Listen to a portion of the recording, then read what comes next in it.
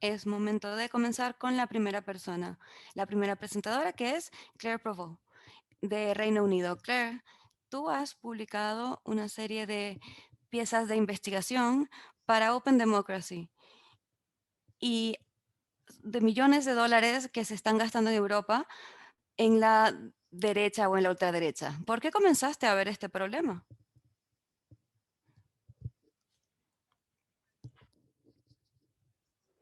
¿Puedo comenzar a compartir mi pantalla? Vale.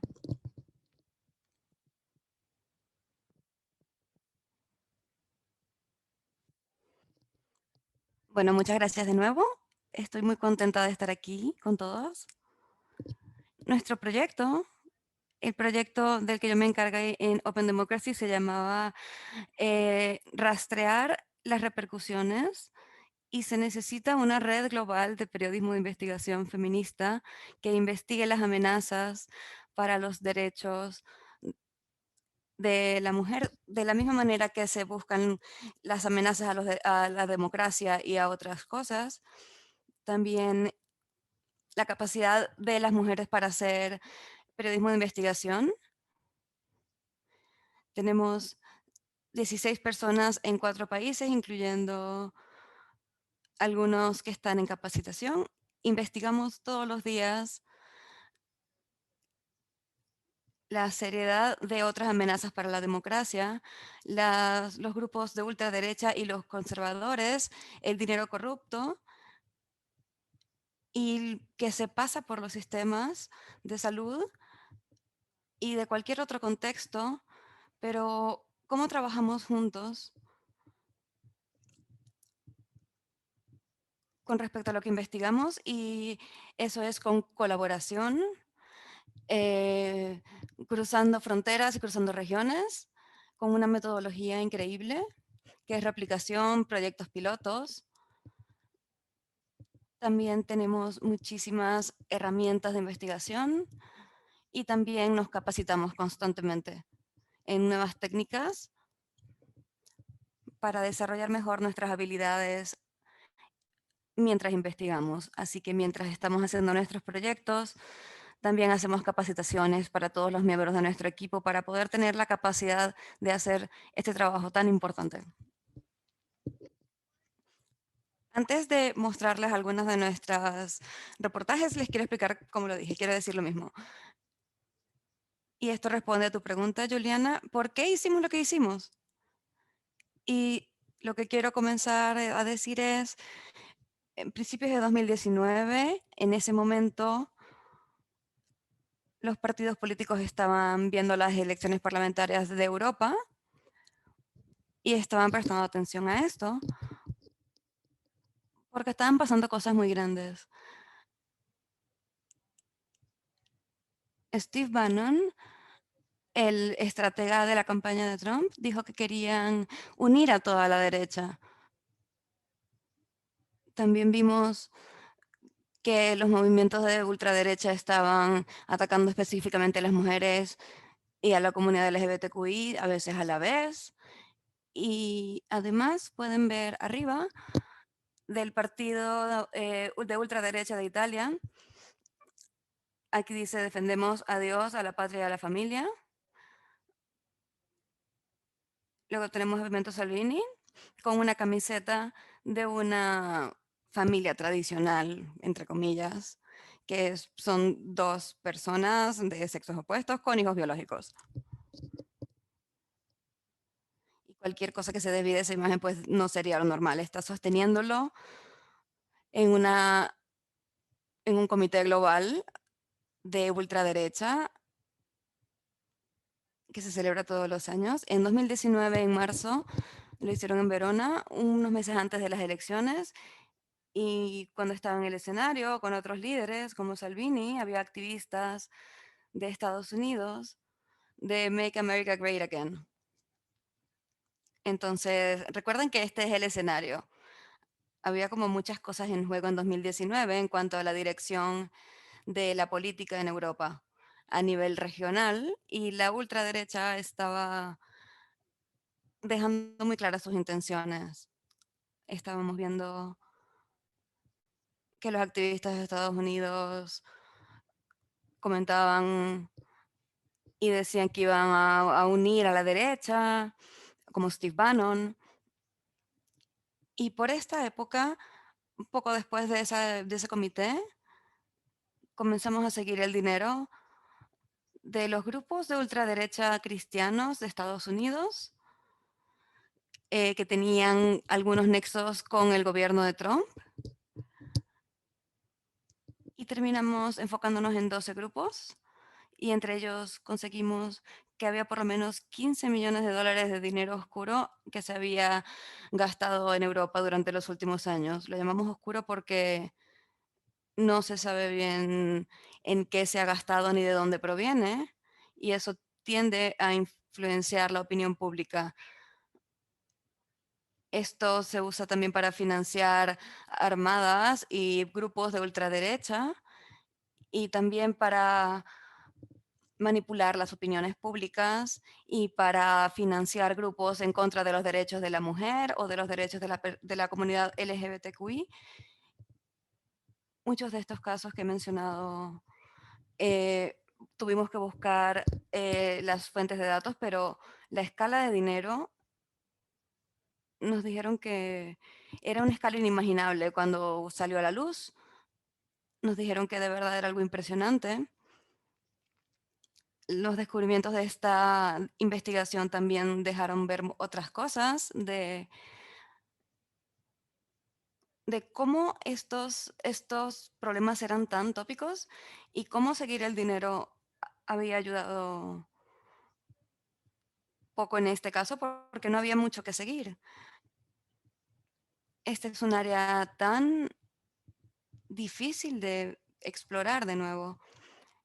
Detrás de estos encabezados de las historias hay un montón de personas compilando y analizando los datos y todos estaban registrados como ONGs en Estados Unidos. Y ahí se mostraba alguna información anual sobre estos gastos.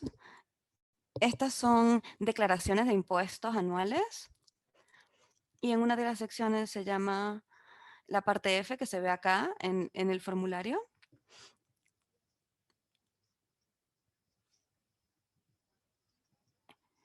Los detalles suelen ser pequeños, pero suele ser más de lo que se consigue en otras fuentes. Así que sigue siendo poca información. Algunas organizaciones presentan estos formularios de diferentes maneras, no son consistentes. Por ejemplo, aquí hay una de una organización que muestra una lista de todos los países a los que ha enviado dinero, pero no dice a qué organización lo ha entregado, porque no hace falta. Solo hace falta a veces solo incluir la región en la que se está gastando el dinero.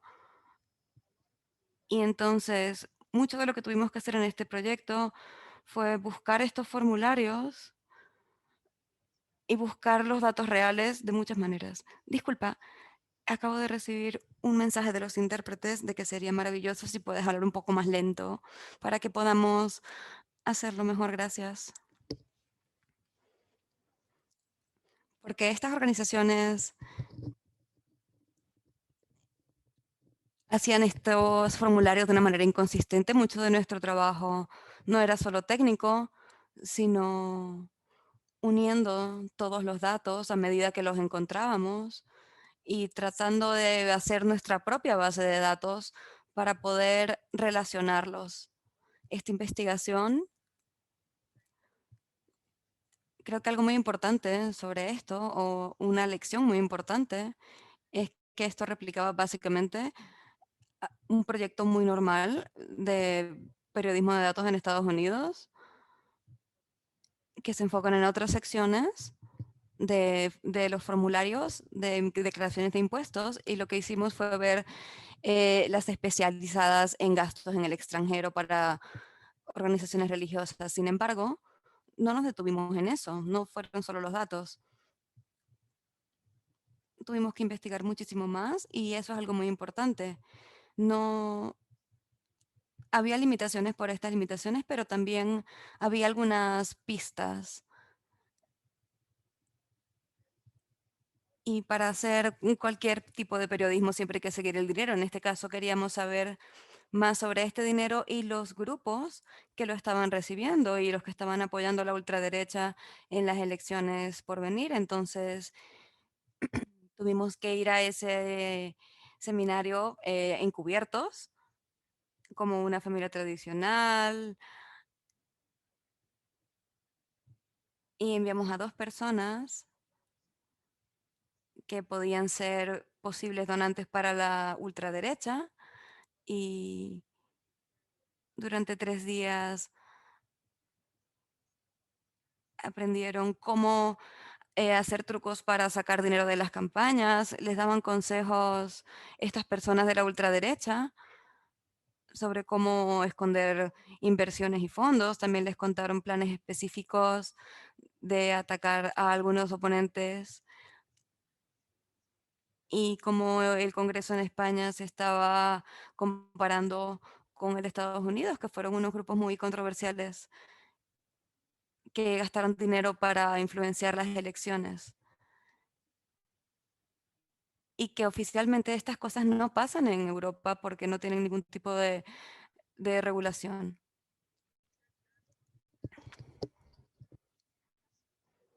Estos descubrimientos fueron explosivos y para las autoridades también, y seguimos siguiendo el dinero. Y el año pasado, en las elecciones de Estados Unidos, en octubre, soltamos un paquete aún más grande que ya no incluía solamente los gastos en Europa de Estados Unidos, sino en todo el mundo, organizaciones en todas partes, y seguimos el dinero hasta África, América Latina e India, y buscamos, por ejemplo, sobre cómo se estaba usando alguna parte de ese dinero para influenciar grupos en América Latina, para eh, sobre la salud de las mujeres y sobre el COVID, y eso también estaba cubierto por, para mostrar por qué es tan bueno seguir el dinero. De nuevo, detrás de todo este proyecto hay algo muchísimo más grande, que es toda esta base de datos que tuvimos que hacer nosotros sobre los grupos y diferentes regiones del mundo. También tenemos algunas notas de metodología que documentan todos los pasos del proyecto y también hay una guía detallada de los datos, pero estos son los recursos que estamos felices de compartir con otros periodistas en cualquier momento. Pueden encontrar nuestra información en nuestra página web opendemocracy.net/tracking the backlash. También puede ser útil para cualquiera que esté interesado en replicar ese tipo de investigaciones y buscar otras organizaciones. Si quieren trabajar con nuestros datos, en nuestra página web tienen una visualización interactiva de los datos, les recomiendo explorarla. Es muy útil para ver las tendencias a lo largo del tiempo, por categoría, por tiempo, por región. Y luego, si quieren ver la información detallada, pueden contactarnos o pueden verla ustedes mismos a través de los recursos que están con los formularios de 9090 y el Schedule F de gastos internacionales. Estos son declaraciones de impuestos.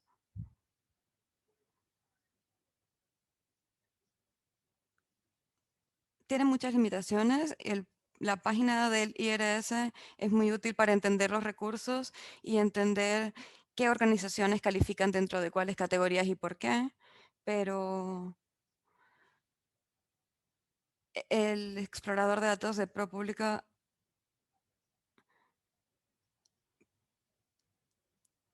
también funciona muy bien, ese es mi favorito, projects.propublica.org.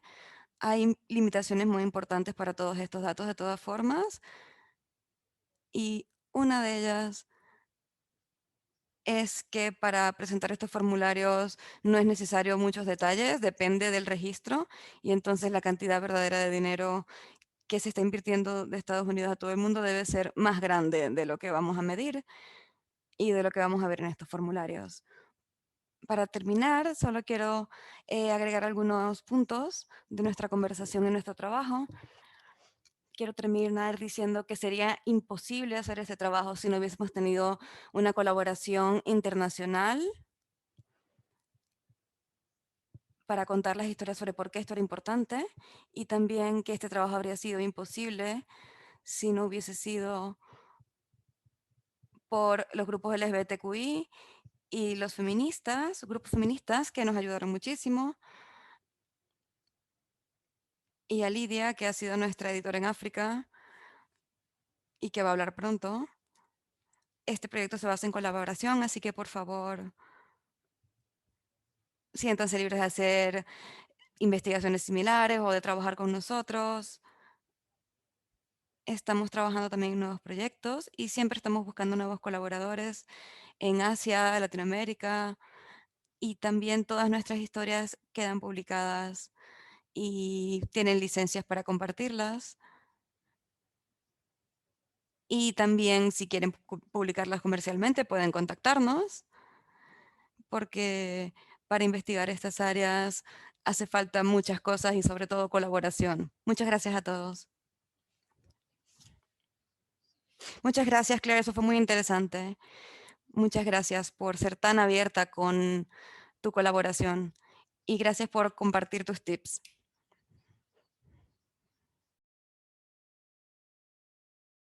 Voy a hacer una pregunta a cada uno de los panelistas, pero muy rápidamente. ¿Esto es algo continuo? ¿Open Democracy planea hacer más trabajo en esta área o en algo más? El proyecto de rastrear las repercusiones tiene unas 16 personas y esperamos crecer más este año. Así que definitivamente sí, está expandiendo y está creciendo. ¿Y puedes decir en qué dirección seguirán ahora o todavía lo estás ocultando por razones obvias? Bueno, un poco de ambos. Queremos colaborar con otras personas y también ver que se haga más de ese trabajo. Así que en rasgos amplios, más trabajos de seguir el dinero, más examinar las elecciones cruciales alrededor del mundo que van a suceder pronto y los jugadores en estas, seguir dinero, elecciones. La desinformación ha sido un tema importante y lo va a seguir siendo. Son tres temas claves. Diré que haremos más trabajo sobre la oposición contra los derechos LGBTQ. En el espíritu de colaboración global y descubrir la escala real y el impacto de este financiamiento, la siguiente persona que va a hablar es una colega de Claire, Lidia, que trabaja en Uganda, que también ha colaborado en este proyecto. Así que Lidia, también has examinado este dinero americano de las fuentes cristianas, pero tú lo has rastreado desde África y también has hecho la decisión de enlazar estos flujos con historias humanas reales. Así que, ¿qué es lo que nos puedes contar sobre el trabajo que has hecho? Tienes que quitarte del silencio. Ok, debería compartir mi presentación. Sí, si tienes una presentación, por favor. De acuerdo. Ok, déjenme saber si la pueden ver. Muy bien, disculpen. Sí, la podemos ver bien. De acuerdo. Bueno, como dijo Claire, hay un límite a lo que puedes aprender de examinar los 990 y otras fuentes de datos abiertos de estas organizaciones. Así que puedes ver cuánto dinero ha entrado en estas regiones, incluso a qué países, pero es más frecuente que lo que tú puedes ver en qué beneficiarios, qué organizaciones fue el dinero. No se puede ver por lo general y creo que es imposible saber, es difícil apreciar por qué importa esto hasta que vas al campo y mm, encuentras a las personas que reciben el dinero o las redes de personas que reciben el dinero y qué es a qué se dedican. Así que activamente estamos examinando el dinero de estas asociaciones. Como dijo Claire, podemos ver que se ha compilado datos durante mucho tiempo.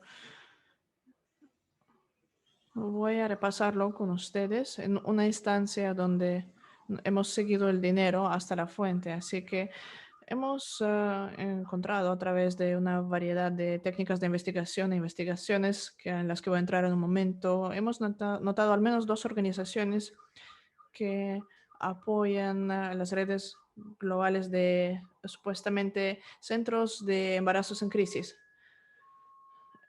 ¿A qué se dedican estos centros?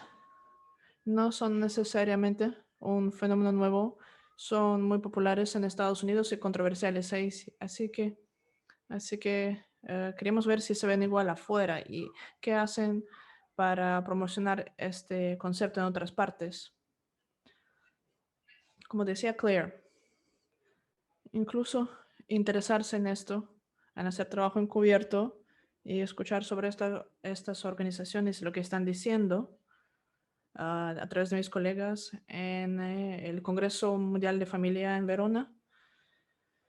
Es una organización interesante para tomar nota. Es una de redes de estas organizaciones que buscan agendas ultraconservadoras de derecha alrededor del mundo. El movimiento de derechos de mujeres ya conocen a muchas de estas organizaciones. Han hecho investigación adicional de fuente abierta examinando algunos de los formularios de 990. Los detalles están prohibidos ahí, pero siempre vale la pena mirarlo y encontrar información que sirva para su trabajo. Estas organizaciones de Estados Unidos muchas veces, aunque se ven como benignas en el resto del mundo, ha sido mucha cobertura que les da una idea de por qué son controversiales y cuáles son sus planes, sus agendas. Mis colegas estuvieron siguiendo las repercusiones en newsletters, en cuentas, en medios sociales. Hemos vigilado estas organizaciones un poco más y no pudimos obviamente o encontrar mucho en Google de estas organizaciones ligado a sus formularios 990. Encontramos información interesante y actualizaciones sobre lo que están moviendo y lo que hacen. Así que haciendo una mezcla de estos métodos, reconocimos estas 2 organizaciones, el Human Life International y el Habit International, que apoyaban a centros de embarazos en crisis. Así que mandamos reporteros alrededor del mundo en varios países para que hicieran trabajo encubierto y encontraran a qué se dedican estos centros de embarazos en crisis y lograron recolectar historias impactantes de trabajo encubierto. Un tema en común a través de estas historias es desinformación sobre lo que son procedimientos de aborto, cómo una mujer será impactada por estos al tener un aborto. Algunas piezas de información, de desinformación, son bastante ridículas. Como por ejemplo decirle, tu esposo se volverá gay después de que tengas un aborto. Pero mucho de esto también es muy común en países que son ya bastante conservadoras. Tienen mucho de esto. Ah, quizás estás abortando el siguiente presidente del país y ese tipo de cosas. Pero algunas cosas también fueron sorprendentes. Por ejemplo, estas organizaciones gastan en cuestión de gastos extranjeros.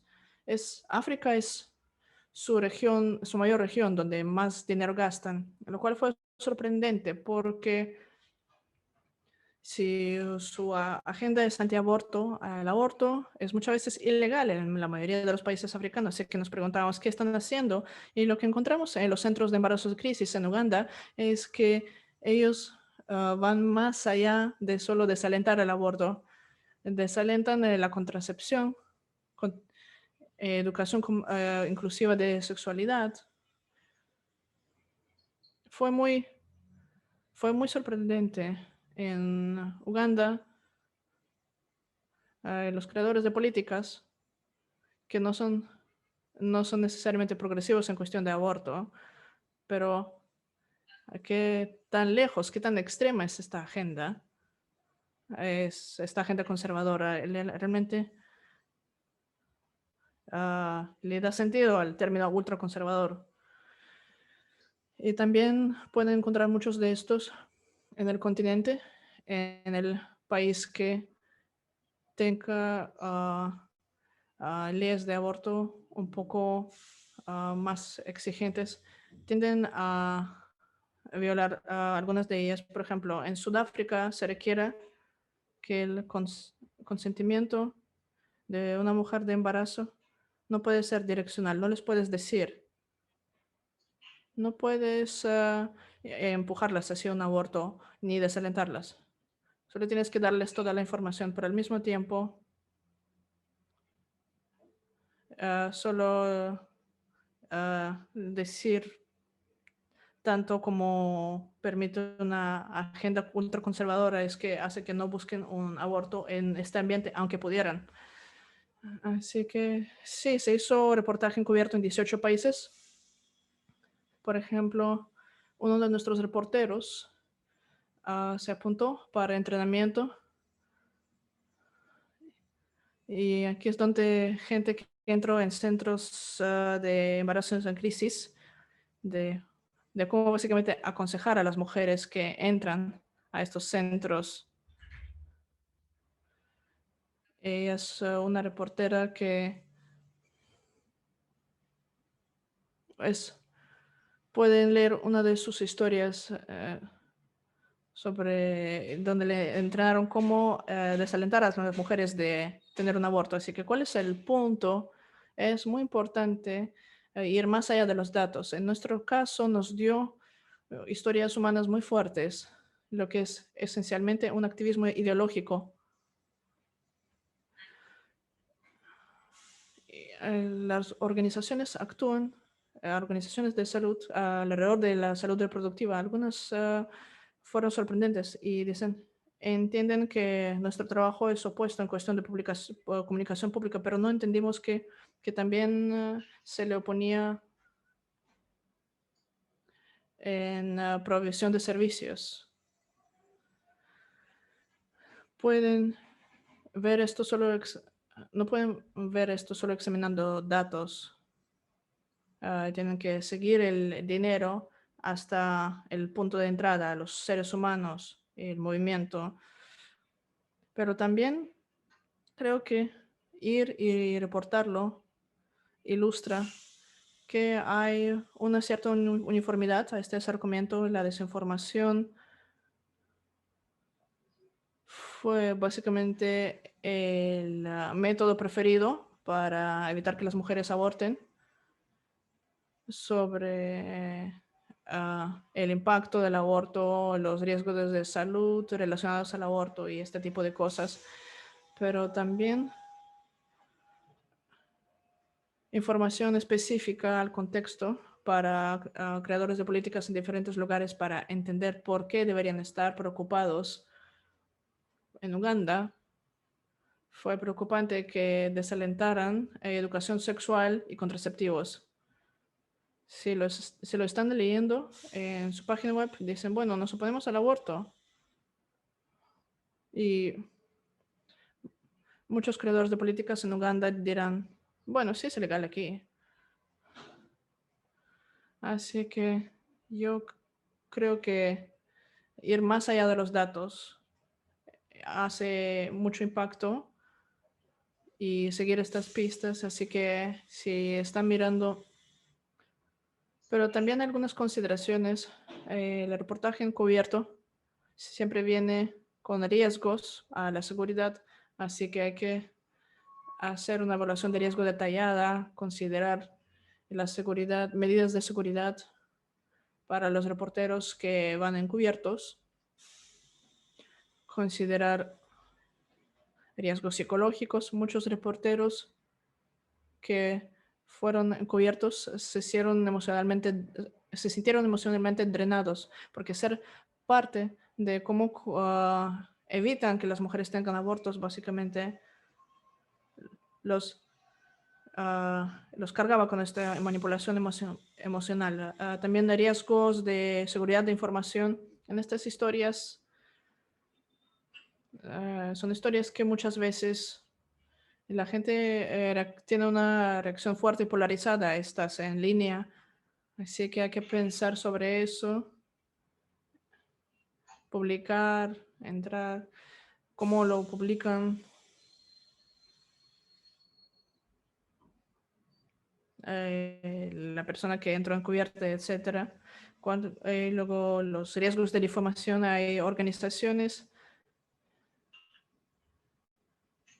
en Estados Unidos aman sus cortes privadas y públicas, así que es crucial que sus pruebas sean grabadas y verificadas antes de entrar encubiertos y publicar, considerar dónde y cuándo van a estar publicando después de ir encubiertos, invitar respuestas oficiales de estas organizaciones al publicar su trabajo, al escribir su historia, ser tan justos como su veracidad puede permitir en cuestión de riesgos.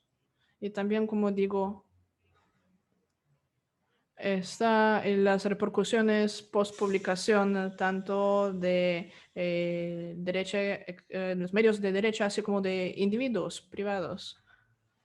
Esto es algo a considerar en su evaluación de riesgo y también a la hora de publicar, que quizás tengan que defender su trabajo, pero también, también quizás tengan que retroceder o escalar esta defensa a alguna otra organización para personas involucradas en el trabajo. Y queremos seguir con esta historia y para responder a sus preguntas, esta es una investigación en seguimiento y lo seguirá siendo por muchos años para explorar los datos.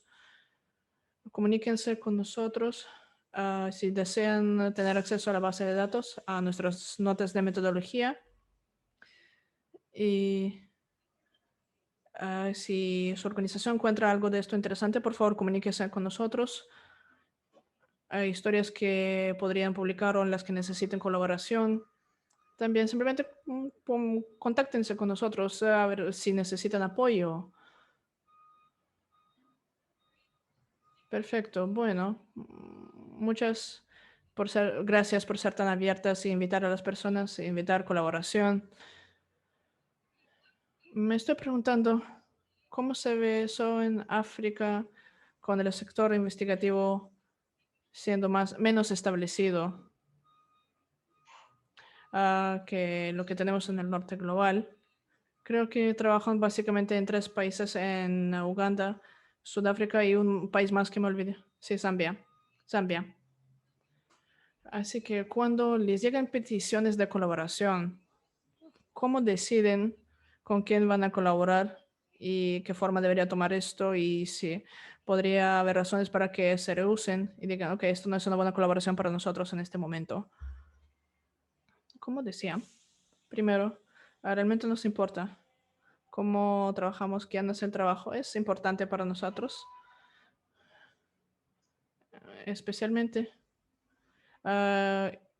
invitamos contribuciones de gente del LGBTQ y mujeres, porque más que todos sus derechos están en riesgo, pero también en cuestión de, especialmente nosotros invitamos personas de África o Latinoamérica o Eurasia, donde el periodismo investigativo no es tan fuerte. Tenemos suerte de tener algunos recursos para esta investigación, tenemos suerte de tener un equipo que fue seleccionado específicamente por sus intereses en colaboración y trabajar en esto, aún sus habilidades no sean exactamente lo que busques para una publicación comercial. Así que supongo que, ¿cuándo podríamos decir que no? No estoy segura. Creo que privilegiamos trabajar con ciertas personas, pero no creo que tengamos una política para definitivamente decir no.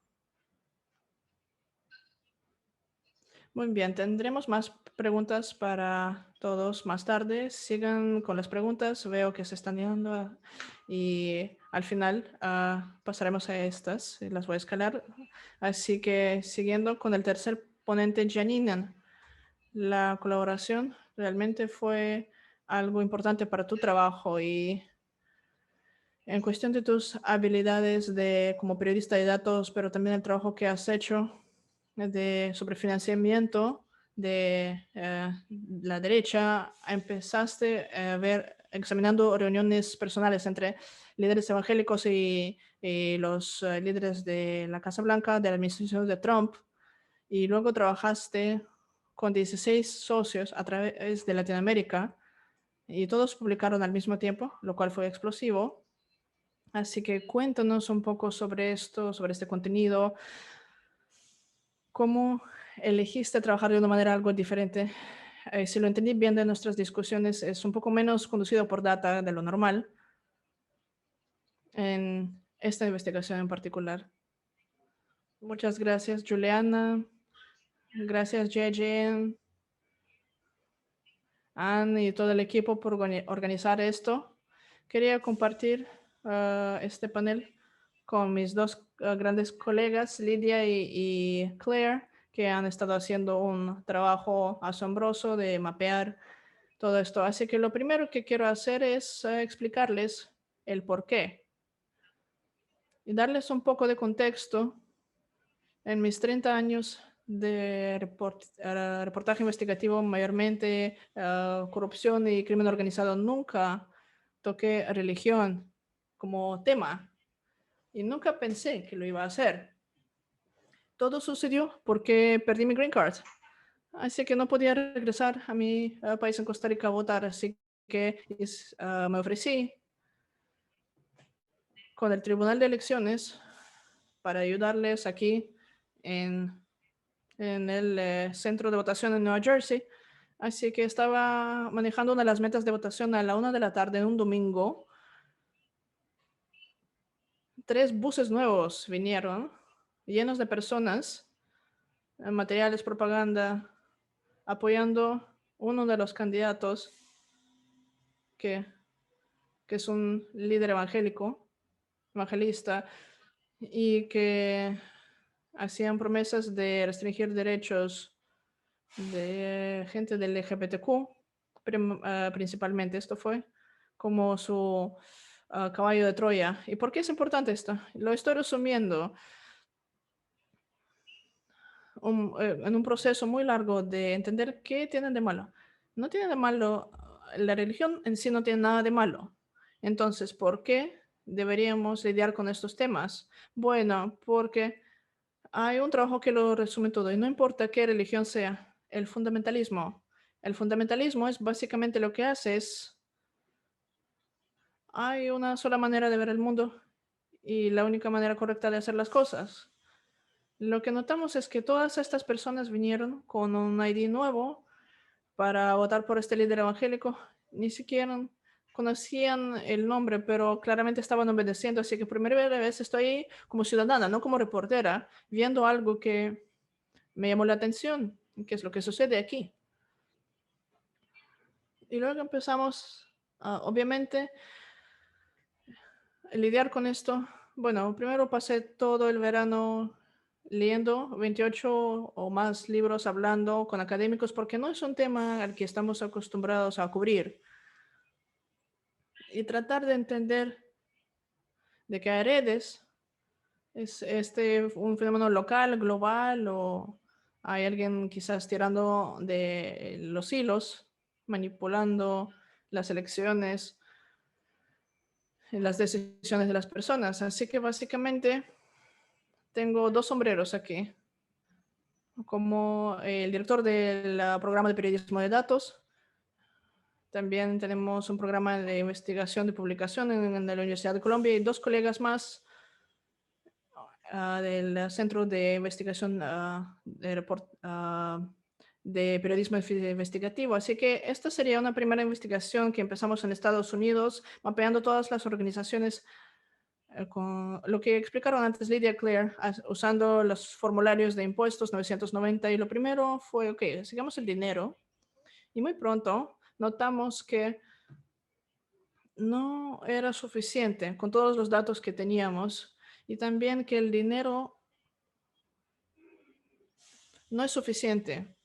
Empezamos a mapear una lista hacer un listado de las organizaciones que trabajaban en América, en Latinoamérica, influenciando política y se lo dimos a nuestros socios. Para comenzar, algunos, yo los llamé individualmente y dijeron, ¿estás loca? ¿Qué estás haciendo investigando religión? Y no tenemos ningún problema con esto aquí, no hay ningún problema, porque lo primero que quiero decir es que ha sido lo más difícil más difícil de investigar que el crimen organizado, porque los periodistas, especialmente aquí en Estados Unidos, no ven a la religión como un tema que deberíamos cubrir. Pero déjenme decirles algo, es una parte importante de la ecuación de cualquier sociedad. Así que con esta lista, nuestros socios fueron a cada uno de estos países para ver, ok, vamos a mapear cuáles son las actividades, cuáles son cada pequeña reunión. Teníamos una lista gigante, así que esto no es un reportaje de alta gama, de alta ciencia. Nosotros utilizamos todos estos datos y muy pronto, y claro que esto no fue el propósito original, ah, nosotros mapeamos los tratos de negocios en el planeta y créanme que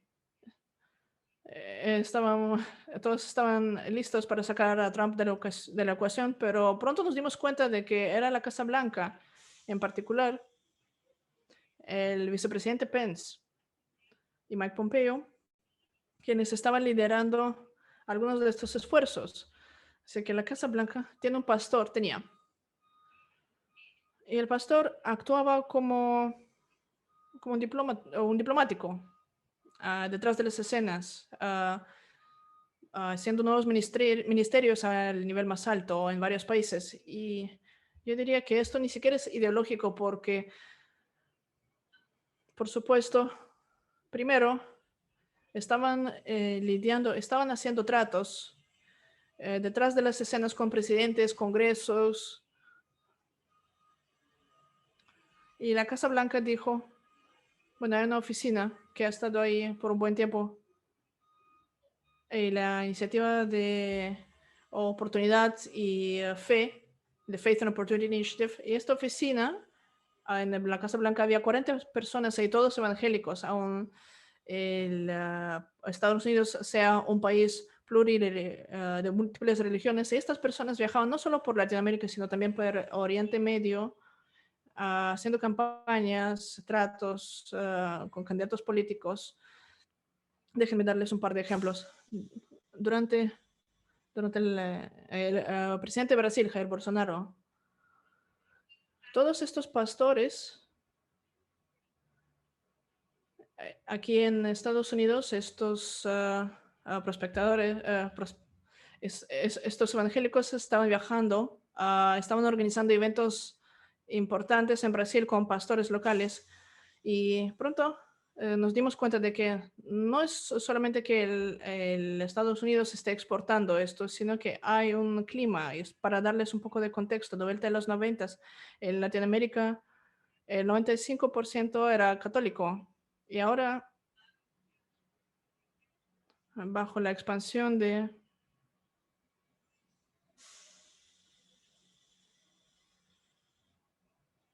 iglesias evangélicas que no tienen denominación, lo que significa es que no están regidas por ninguna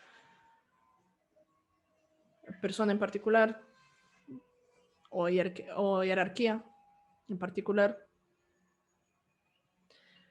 Estas organizaciones proveían no solo apoyo y dinero, lo cual Open Democracy documentó, sino que estaban haciendo tratos con presidentes. Por ejemplo, en Guatemala, Jimmy Morales, el expresidente de Guatemala, enfrentaba una presión importante. Estados Unidos lo apoyó durante años en la misión de Naciones Unidas y él estaba sacando esta organización del país. Los Estados Unidos no hizo nada al respecto y la administración de Trump negoció de tornar un ojo ciego a este problema a cambio de que Guatemala fuera el segundo país en mover su embajada de Tel Aviv a Jerusalén. Es solamente un ejemplo del tipo de tratos que se negociaron, pero este grupo de pastores por parte de la Casa Blanca, y por qué esto importa realmente, porque ellos no estaban ahí como individuos, sino representando a la Casa Blanca. Y no solamente en Centroamérica y Brasil, sino por toda la región, incluso en Nicaragua. Tenemos todos estos regímenes en Nicaragua, Guatemala, regímenes que están atacando a los derechos humanos en sus propios países, siendo apoyados a cambio de agendas políticas que en este caso es mover la embajada a Jerusalén. Y esto es parte de esto y por qué necesitamos investigar esto. Es imposible conectar los puntos si solamente se ve un país, así que encontramos una red grande, una red global, que están operando principalmente en el sur global, Latinoamérica, África. ¿Por qué? Porque es un poco un círculo. La religión es una herramienta política, siempre lo ha sido durante milenios, siglos. Pero ahora estamos viendo cómo esta herramienta política está siendo utilizada y nadie realmente entiende. ¿Por qué? Porque es difícil ver quién es la víctima. Tienen, como uno de los expresidentes en Latinoamérica nos dijo, no hay nada mejor que negociar con los evangelistas. Cada candidato en la región les va a decir lo mismo. Incluso proveen transporte durante los tiempos de elecciones. Así que tienen un grupo de gente que obedecen de manera ciega lo que dice el pastor. Y básicamente la manera en la que sucede es que hay una negociación durante las elecciones. El candidato, en México, por ejemplo, teníamos historias en 15 países. Pueden ir en clip.org y verlas todas. Es Transnationals of Faith, transnacionales de fe. El candidato negocia con las organizaciones cristianas, les dan su apoyo a cambio de una agenda, bloquear derechos de mujeres y derechos de LGBTQ. Yo los llamo los caballos de Troya. Así que una vez que se haya hecho el acuerdo, antes de las elecciones organizan un evento masivo por toda Latinoamérica, eventos con todos los pastores principales, todos los líderes y la gente. Básicamente les dicen a los miembros de su congregación, este es el candidato asignado por Dios. Y lo que sucede a continuación es que es un círculo de eventos donde estas personas piensan, ok, este es el candidato de Dios. Y van a votar, como lo vi al comienzo. y apoyan a esta agenda. Y luego, lo que termina sucediendo es que en esta proporción, hay una desproporción entre lo que esta congregación representa y el resto del mundo. El tema es que, porque la agenda es fundamentalista, dicen, y lo dicen de manera abierta, queremos gobernar y legislar según la Biblia, literalmente. Cualquier cosa diferente a esto no es aceptable. Voy a compartirles mi pantalla para mostrarles algunas de las historias que publicamos y en clip. Esta es la historia principal sobre cómo los líderes evangelistas que fueron apoyados por la Casa Blanca, exportaban su agenda a Latinoamérica. Esta es una foto que ha estado circulando por un buen tiempo, pero es de lo que están hablando todos estos pastores en la oficina de Casa Blanca que estuvieron viajando por el mundo por parte de la Casa Blanca. Aquí celebraron cuando los Estados Unidos movieron la embajada a Jerusalén. Publicamos al mismo tiempo que sacó Netflix una serie de televisión en Netflix, The Family, y Jeff Chatlet, que leyó esta historia, es algo que nunca ha sido cubierto en investigación fronteriza. Esto es en Guatemala, y cómo negociaron con impunidad a cambio de mover la embajada. Esto es pública en Brasil. Publicaron una historia importante mostrando cómo todos estos emisarios de la Casa Blanca estaban apoyando a Bolsonaro en su campaña, y también como otros líderes que ni siquiera son de la derecha en México estuvieron negociando también con estos grupos. Bueno, finalmente seguimos con esta investigación, con otra, porque durante esta investigación también notamos que algunos de estos grupos que nosotros estábamos siguiendo, el tren del dinero, también estaban involucrados en lavado de dinero. No es el tema de esta conversación, pero ah, es para ver cómo algunas de estas mega iglesias estaban siendo utilizadas para lavar dinero sucio alrededor del mundo. Así que muchas gracias y estaré encantada de contestar cualquier pregunta. Bueno, tengo una, Janina.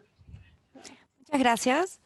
La diferenciación de la que estabas hablando del fundamentalismo y la religión, pero también estabas diciendo que la religión se usa como una herramienta política. Y esto es un dispositivo. ¿Y por qué crees que se usa? ¿Es nuevo en el gobierno de Trump? ¿O por qué ha habido este incremento? ¿O es algo que apenas se está investigando por primera vez y que siempre ha existido? Yo creo que siempre ha existido. La Iglesia Católica tiene una maestría en eso durante siglos. La religión siempre ha estado ahí. El mensaje aquí es que esto no es algo nuevo, como un gobierno.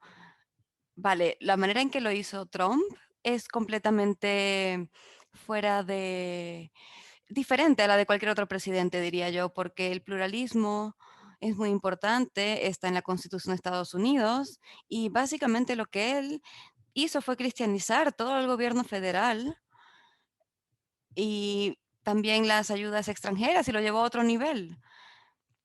Pero eso solo funciona cuando tienes a las personas que la apoyan bajo un paraguas que vienen a ser estos caballos de Troya. Y esta agenda conservadora, que es fomentar y apoyar y favorecer y convertir en odio estos prejuicios. Y entonces ahí es cuando ya cruzas la línea, dirían, de no ser una religión peligrosa a problemas importantes de derechos humanos que nos afectan a todos. Sí, es una pregunta muy difícil en cuanto a juicio y seguro hay muchos problemas cuando lo intentas. Vamos a tomarnos ahora un momento para tomar las preguntas. Veo que se está llenando el chat. Hannah nos va a ayudar con eso, así que pasamos contigo, Hannah. Hola. Gracias a todos los panelistas por compartir con nosotros sus historias. Quiero comenzar por preguntarle una pregunta. ¿Los resultados de la investigación de tu teoría inicial fueron los que esperabas o tuviste que cambiar lo que pensabas? Hubo muchas sorpresas. En el trabajo que hicimos de seguir el dinero, una de las más grandes sorpresas fue que no vimos un incremento en gastos de ciertos grupos durante el gobierno de Trump, al menos no a nivel internacional, no era un gasto mayor y eso lo documentamos. Esperábamos que fuese mayor y que fuese algo anterior, pero no vimos ningún altibajo en ese tipo de gastos. De repente sí existe para un subgrupo, pero no en el grupo grande. Y otra sorpresa fue que en general la región, los 28 grupos que revisamos en el proyecto más reciente, la región que recibe más dinero es Europa en general. No se sabe por qué en algunos de los grupos era más África, pero la mayoría están tratando de afectar a Europa y eso es algo que no habríamos esperado. Si hubiésemos visto un incremento en los gastos, eso habría cambiado totalmente la historia. El hecho de que Europa fuese un centro tan grande de los gastos también nos hizo hacer un grupo más pequeño en Europa para poder seguir el dinero allí y ver quiénes eran los que recibían las mayores cantidades. Así que sí tuvimos que adaptarnos muchísimo. Muchas gracias. Otra pregunta que tenemos es para Lidia. Describiste lo que descubriste como activismo ideológico en contra de la salud. ¿Podrías hablar un poco más de eso?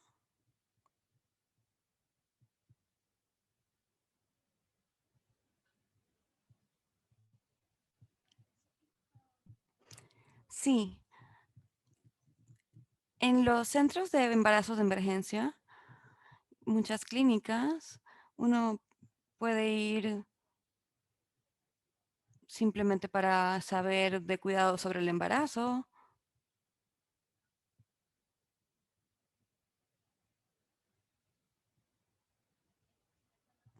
¿Está mejor ahora?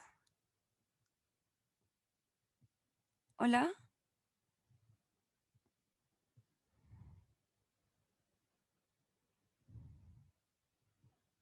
Hola. ¿Me escuchan mejor?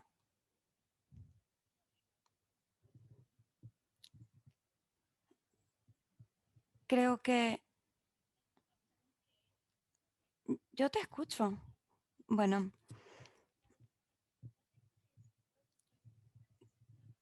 en los centros no dicen que son entidades religiosas.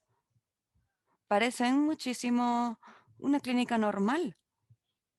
Así que uno podría ir simplemente a una consulta y te pueden hacer un ultrasonido, un trabajo que parece de salud. Y sin embargo, una vez que te sientas, solo hay cierta cantidad de opciones médicas que te van a dar. Eso no queda claro.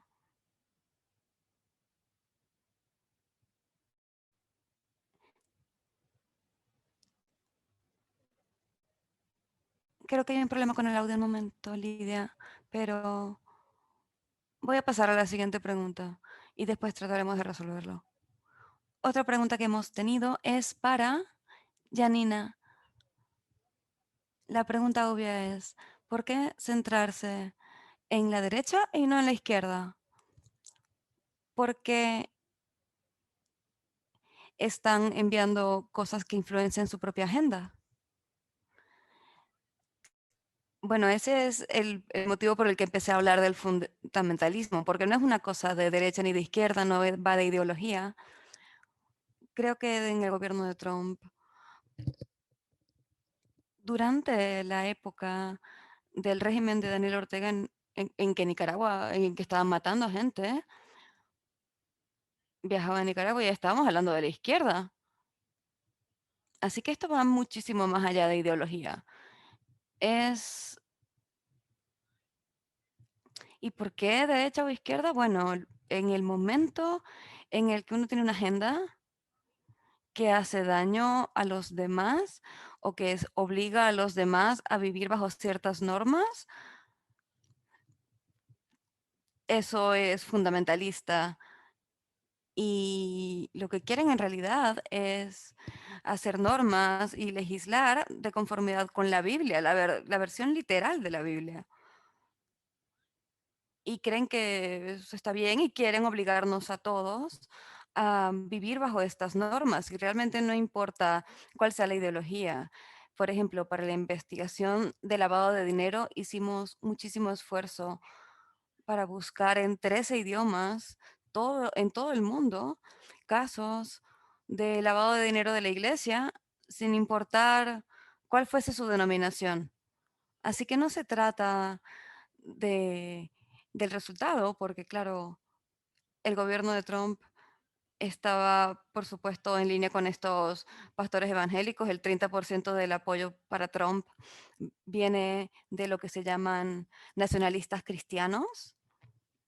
Y esto no ha sido cubierto ni siquiera en Estados Unidos de forma sistemática. Y honestamente, si yo fuese la editora en jefe de cualquier publicación en Estados Unidos o en el mundo, yo tendría un escritorio sobre religión, porque esta gente tiene muchísima influencia en, por ejemplo, para darte un último ejemplo, mm, están presentes en organizaciones multilaterales como las Naciones Unidas, la OMS. Claro, déjame tratar de explicar cuál es la agenda.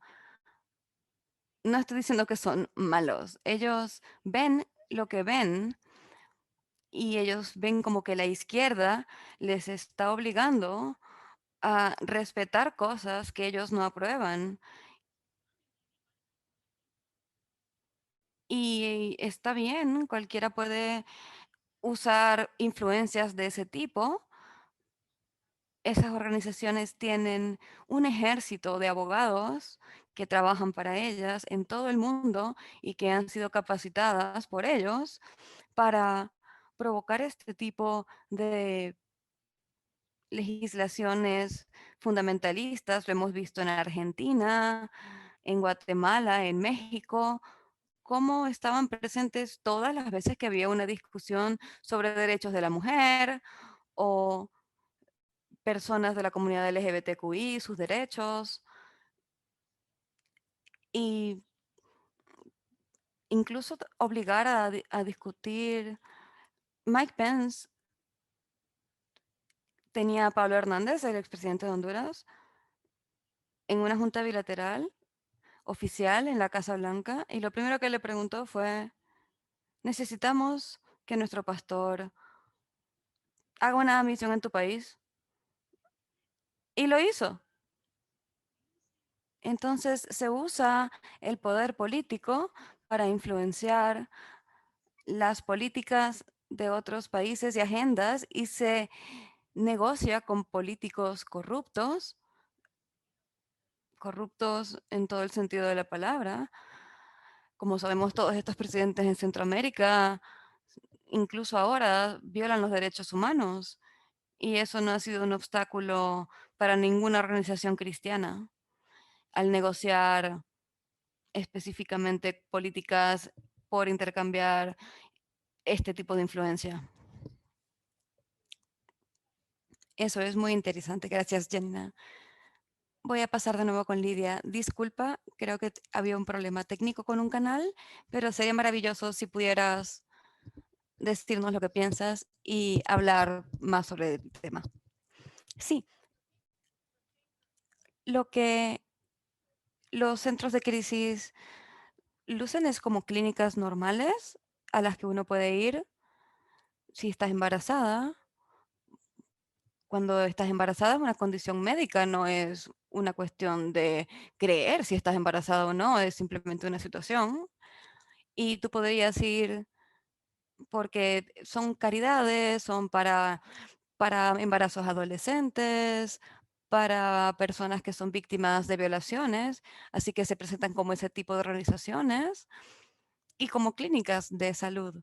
Y entonces uno podría ir simplemente a hacerse un ultrasonido y, y hay un lenguaje específico que usan.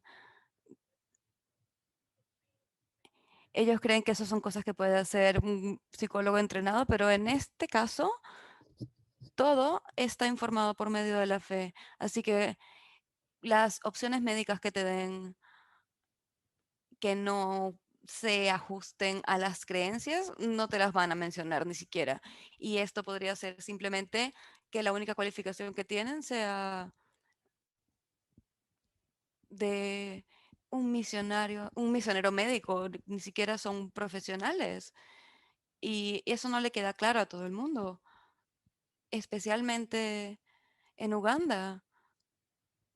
Hay organizaciones muy serias, no sé, organizaciones que quieran responder a situaciones de embarazo precoz, por ejemplo, asociándose con estas organizaciones como caridades o de forma legítima de cuidado para la salud para las mujeres. Gracias, Lidia. Eso es muy interesante. Y creo que tu trabajo suena, la verdad, increíblemente interesante. Pero tenemos una última pregunta que acaba de llegar. ¿Hay alguna evidencia de que estén involucrados obispos del Vaticano u otras iglesias en estas investigaciones? Claire, ¿podrías responder? Maravilloso, sí, es una buena pregunta. El Vaticano es una organización mundial enorme. Es una pregunta también bastante complicada porque hay muchísimas facciones también. Solo quiero decir algo rápidamente sobre esa pregunta. ¿Por qué no seguimos a los grupos de la izquierda? Y es que desde mi perspectiva, en mi proyecto, nosotros no seguimos a estos grupos de la derecha cristiana porque sean de la derecha cristiana, sino porque están aplastando los derechos de la comunidad LGBTQI y de las mujeres. No va de su ideología ni de su religión. Si ellos dejasen de tratar de menoscabar nuestros derechos, no estarían siendo parte de la agenda de nuestro proyecto. Y también resulta que son los políticos de la ultraderecha los que están en contra de los derechos de la mujer, por eso vamos contra los grupos fundamentalistas y de la derecha. Pero, en fin, la mayoría de estos grupos dicen que son de izquierda cuando son religiosos. Compartiré más de mis datos. Tengo muchísimas reacciones desde dentro de las comunidades religiosas, porque para ellos no resulta bueno que su religión se use como un argumento en contra de los derechos de la mujer. Así que, en mi perspectiva, nosotros no estamos persiguiéndolos porque son religiosos ni porque son de derecha, sino porque están en contra de los derechos de las personas que se excluyen de partes muy importantes de la vida. Y creo que otro punto con respecto a lo del Vaticano, particularmente en nuestro radar, lo que ha aparecido es que hay facciones del Vaticano y obispos que son como amigos del Papa Francisco y que tienen algunas repercusiones en otros grupos que todavía no hemos investigado a fondo. Ha habido, y eso sí lo informamos, las repercusiones transnacionales de estas organizaciones religiosas, pero no hay una entidad en particular detrás de todo. Así que Muchos obispos simplemente son amigos de otros y pasan este tipo de relaciones corruptas. No hay una sola organización involucrada. Muchas gracias, Claire.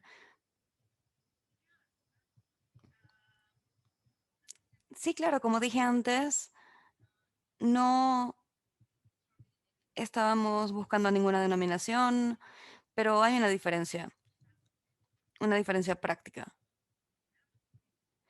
Los curas católicos no son electos, ellos no pueden presentarse para las elecciones. Y luego están estas otras denominaciones y hay una región central en el Vaticano. Así que las políticas vienen y van seguidas por todo esto. La diferencia con estos grupos evangélicos es que no solo si se presentan a las elecciones, cuando quieren, sino que Trump asignó más de 400 jueces cristianos en Estados Unidos. Así que la idea es llenar todos estos espacios con personas prejuiciosas y que piensen como ellos. Ahora, habiendo dicho esto, y esto es muy largo de contar, pero la Iglesia Católica está dividida, como estaban diciendo antes, de maneras que no hemos visto probablemente nunca. Así que hay un grupo radical de católicos que están literalmente mezclados con los grupos evangélicos. Y no solo católicos, musulmanes, sino todas las religiones radicales tienen como un Naciones Unidas de fundamentalismo. Y hay musulmanes, hay ortodoxos, cualquier grupo radical puede tener una representación, incluyendo a los católicos. Entonces, es una cuestión de política dentro de la religión, pero entender cómo funciona y qué une a esos grupos es algo que tenemos que hacer en todas las partes del mundo. Bueno, creo que voy a volver porque nos quedamos sin tiempo y pasamos un poco más de tiempo del necesario. Algo que ha sido fantástico es haber conectado estos puntos entre...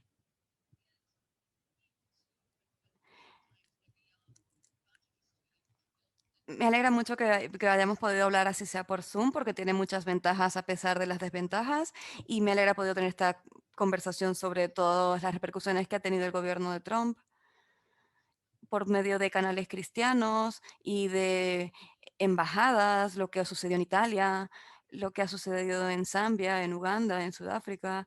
Entonces, de verdad ha sido una sesión increíble con oradoras fantásticas. Muchas gracias por colaborar con nosotros y mostrar tantos consejos y darle poder a la gente, empoderar a la gente. También gracias a Hannah, a Andrea, a Dave y a las intérpretes de la Red Global de Periodismo de Investigación en esta sesión, que ha sido fantástica y, bueno, yo la verdad no creo que haya visto ninguna que haya sido aburrida, pero muchas gracias a todos por acompañarnos. El próximo seminario web será en 2 semanas, el 18 de marzo, y el tema es de relevancia para casi todos de nosotros como periodistas. Cómo el periodismo de investigación puede mejorar la participación de la audiencia en sus historias, que es un tema muy importante porque tenemos que hacer mucho de esto nosotros por nuestra cuenta estos días. Así que hasta la próxima sesión. Pueden ver los detalles en el sitio web de GIJN. También hay consejos y herramientas y recursos. Compartan esto en redes sociales. Muchas gracias a todos por participar. Nos vemos en la próxima sesión.